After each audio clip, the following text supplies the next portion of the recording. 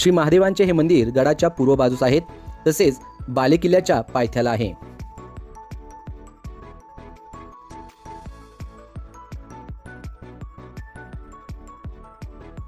छत्रपती शाहू महाराजांनी सन 1707 मध्ये किल्ले चंदनगड आणि वंदनगड जिंकून स्वराज्यात घेतले होते. ओम नमो शिवाय. श्री महादेव मंदिराच्या समोरील बाजूस दारुगोळा कोठार आहे.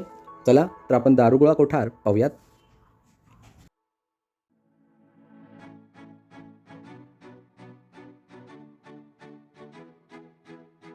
दारुगोळा कोठार हे राजवाड्याच्या मागील बाजूसच आहे.